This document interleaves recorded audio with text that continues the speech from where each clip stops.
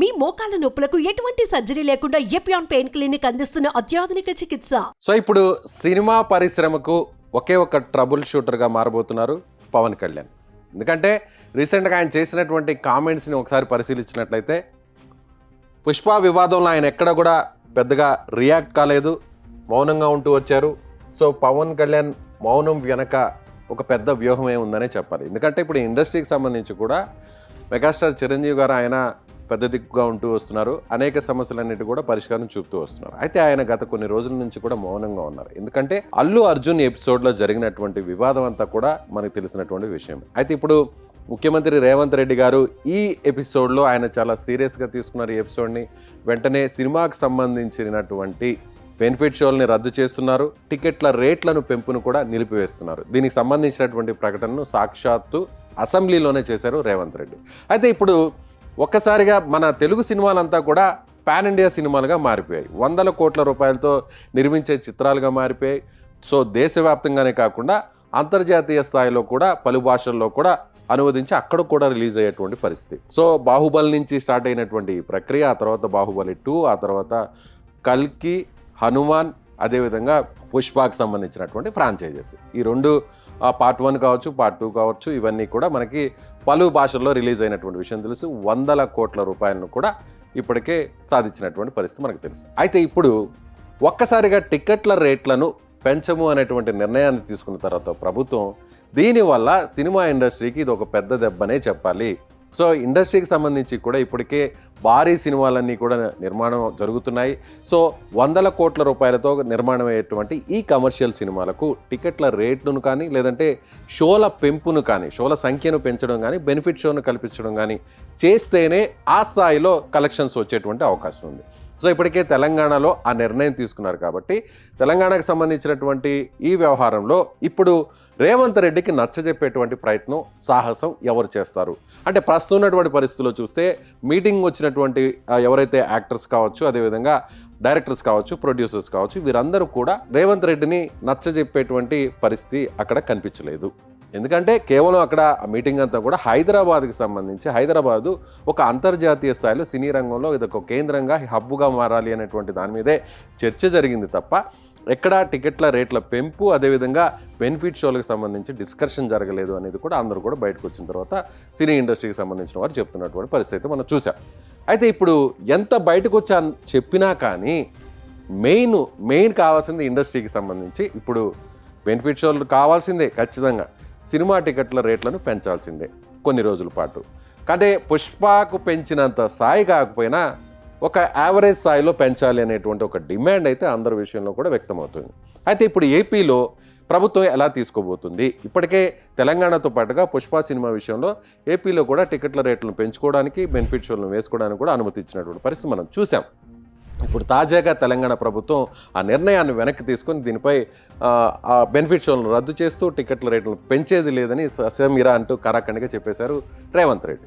So ఆ తర్వాత జరిగిన మీటింగ్లో కూడా దీని గురించి డిస్కషన్ లేదు. అయితే ఇప్పుడు సంక్రాంతికి కొన్ని భారీ సినిమాలు అయితే రాబోతున్నాయి. అందుకు కూడా ఎవరైతే ఇప్పుడు రీసెంట్గా దిల్ రాజు గారికి సంబంధించినటువంటి నిర్మాతగా ఉన్న ఆయన 2 సినిమాలు ఇప్పుడు రాబోతున్నాయి. ఆయన తెలంగాణకు సంబంధించి కూడా తెలంగాణ ఫిలిం ఛాంబర్ కూడా ఆయన ప్రజెంట్ చైర్మన్గా కూడా ఉన్నారు.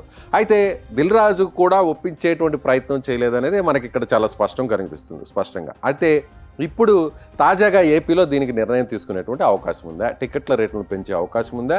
బెనిఫిట్ షోలు వేసుకునేటువంటి అవకాశం ఉంది. 3 సినిమాలు రాబోతున్నాయి, 3 కూడా భారీ సినిమాలు. అందులో ఒకటి game changer pan India cinema, అదేవిధంగా బాలకృష్ణ హీరోగా నటించినటువంటి డాకు మహారాజ్, అదేవిధంగా 3వ సినిమాగా ఇదే దిల్ రాజు నిర్మించినటువంటి సంక్రాంతికి వస్తున్న వెంకటేష్ హీరోగా ఉన్నటువంటి సినిమా. ఈ 3 సినిమాలు వస్తున్నాయి. అయితే వీటికి సంబంధించి ఏపీ ప్రభుత్వం తీసుకునేటువంటి నిర్ణయం ఎలా ఉండబోతుందో కూడా చూడాలి. సో ఇప్పుడు పవన్ కళ్యాణ్ రీసెంట్గా ఆయన చేసినటువంటి కామెంట్స్, ఇప్పటి వరకు ఎక్కడ కూడా ఏ ఎపిసోడ్లో కూడా ఆయన మాట్లాడడం జరగలేదు. చాలామంది సినీ ప్రముఖులు, పెద్ద హీరోలు, నిర్మాతలు, దర్శకులు అందరూ కూడా అల్లు అర్జున్ని పరామర్శించి వచ్చారు. దీని మీద కొంతమంది కామెంట్స్ చేశారు, కొంతమంది ట్వీట్ చేసినటువంటి పరిస్థితి. అయితే ఇప్పుడు మెగా ఫ్యామిలీకి సంబంధించి నాగబాబుతో అల్లు అర్జున్ భేటీ అవ్వడం జరిగింది, చిరంజీవి గారి ఇంటికి వెళ్ళడం జరిగింది. కానీ పవన్ కళ్యాణ్ కలిసేటువంటి ప్రయత్నం చేసినా కూడా, పవన్ కళ్యాణ్ గారు హైదరాబాద్కి వచ్చినా కూడా ఎక్కడ కూడా అల్లు అర్జున్ కలిసేటువంటి అవకాశం కల్పించలేదు.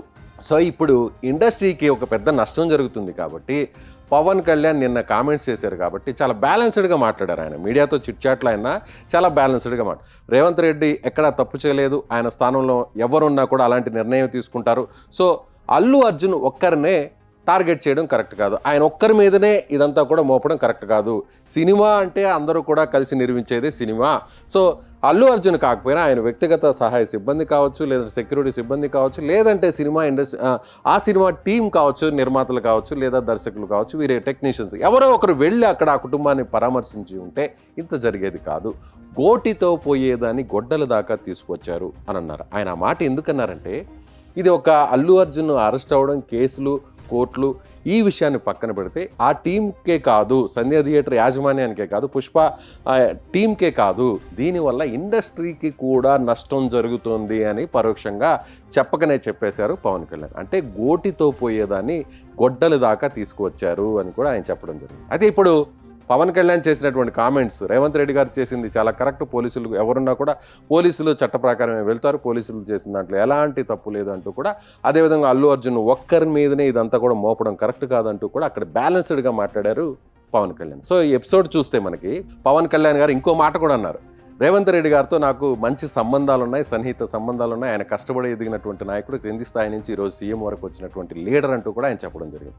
ఇప్పుడు ప్రభుత్వానికి సంబంధించి తెలంగాణ ప్రభుత్వంలోనూ అదేవిధంగా ఏపీ ప్రభుత్వంలోనూ రెండు ప్రభుత్వాలకు కూడా ఒక సన్నిహిత సంబంధాలు ఉన్నాయి. ఈ ఇద్దరు కూడా, ఈ రెండు ప్రభుత్వాలు కూడా ఇప్పటికే ముఖ్యమంత్రులు కూడా హైదరాబాద్లో భేటీ అవ్వడం జరిగింది, పలు సమస్యల మీద కూడా డిస్కషన్ కూడా చేయడం జరిగింది, మళ్ళీ కూడా భేటీ అవుతామని కూడా చెప్పడం జరిగింది. అదేవిధంగా పవన్ కళ్యాణ్ రేవంత్ రెడ్డి కూడా భేటీ అవ్వడం కూడా జరిగింది. అదేవిధంగా తెలంగాణకు సంబంధించి కూడా వరదల సమయంలో పవన్ కళ్యాణ్ వ్యక్తిగతంగా ఆయనకు సంబంధించినటువంటి సహకారం, ఆర్థిక సహకారం కూడా అందించడం జరిగింది. సో ఇవన్నీ చూస్తే పవన్ కళ్యాణ్ ఇప్పుడు పెద్దన్న పాత్రను పోషించేటువంటి అవకాశం ఉందా? మెగాస్టార్ చిరంజీవి రంగంలోకి దిగి పవన్ కళ్యాణ్ ద్వారా సో ప్రభుత్వం నుంచి అటు ప్రభుత్వానికి మాట్లాడించి ఇండస్ట్రీకి సంబంధించి రేవంత్ రెడ్డిని కొంత సముదాయించి ఒప్పించేటువంటి పరిస్థితి ఉంది అనేది ఇప్పుడు ప్రస్తుతం ఇండస్ట్రీలో వినిపిస్తున్నటువంటి టాక్. సో పవన్ కళ్యాణ్ ఒక ట్రబుల్ షూటర్గా మారబోతున్నారు. ఏపీకి సంబంధించి చాలా ఇప్పటికే పవన్ కళ్యాణ్ ఆల్రెడీ ఆయనకు సంబంధించినటువంటి మంత్రి ఇప్పుడు సినిమాటోగ్రఫీ మంత్రిగా ఉన్నారు జనసేన పార్టీకి సంబంధించి. అదేవిధంగా నాగబాబు గారు కూడా త్వరలో ఆయన ఎమ్మెల్సీ అయ్యి మంత్రివర్గంలోకి వస్తున్నారు కాబట్టి సో ఏపీ విషయంలో ఇండస్ట్రీకి ఎక్కడ పెద్ద గ్యాప్ లేదు. మొదటి నుంచి చంద్రబాబు కూడా ఆయన ఇండస్ట్రీతో సన్నిహితంగా ఉంటున్నారు, ఇండస్ట్రీలో ఉన్న చాలామంది కూడా ఆయన కీలకంగా కూడా ఆయనతో చాలా క్లోజ్గా ఉండేటువంటి పరిస్థితి. అదేవిధంగా బాలకృష్ణ గారు సొంత బావమరిది, ఎమ్మెల్యే కూడా ఆయన కూడా పార్టీలో ఉన్నారు కాబట్టి ఇండస్ట్రీకి సో ప్రభుత్వానికి ఎక్కడ పెద్ద గ్యాప్ లేదు, చాలా మంచి సంబంధాలు ఉన్నాయి. కాబట్టి ఇప్పుడు తెలంగాణకు సంబంధించి కూడా రేవంత్ రెడ్డి తీసుకున్నటువంటి నిర్ణయాన్ని కొంత ఉపసంహరించుకునే విధంగా కొంత ఆయనకి నచ్చజెప్పేటువంటి ప్రయత్నం చేసేది ఒకే ఒక్క నాయకుడు పవన్ కళ్యాణ్ గానే మనం చెప్పాలి. ఎందుకంటే ఇప్పుడు ఆయన ఏపీ డిప్యూటీ సీఎం హోదాలో ఉన్నారు. అదేవిధంగా ఆయన చాలా పెద్ద హీరో, ప్రత్యేకంగా చెప్పాల్సిన అవసరం లేదు ఇండస్ట్రీలో ఆయనకి ఎంత మంచి పేరు ఉందో. అదేవిధంగా మెగాస్టార్ చిరంజీవి వెనక ఉండి ఇప్పుడు ఇండస్ట్రీకి సంబంధించినటువంటి ఈ సమస్యను సాల్వ్ చేసే అవకాశం చాలా స్పష్టంగా కనిపిస్తుంది. ఇప్పుడు సంక్రాంతికి కాకపోయినా కాస్త వేడి చల్లారిన తర్వాత వచ్చే సమ్మర్ అంటే వచ్చే వేసవి కాలంలో భారీ సినిమాలు కూడా వస్తాయి కాబట్టి ఆనాటికి ఈ సమస్యను ఒక పరిష్కారం దిశగా తీసుకొచ్చేటువంటి అవకాశం చాలా స్పష్టంగా కనిపిస్తోంది. సో ఇక పవన్ కళ్యాణ్ ఇప్పుడు సినీ ఇండస్ట్రీకి ఒక ట్రబుల్ షూటర్, ఒక మాటలో చెప్పాలంటే పెద్ద దిక్కుగా, పెద్దన్నగా మారబోతున్నారు అనేది మనం ఆయన నిన్న చేసినటువంటి కామెంట్స్ని బట్టి అర్థం చేసుకోవచ్చు. మీరేమనుకుంటున్నారో కామెంట్ చేయండి.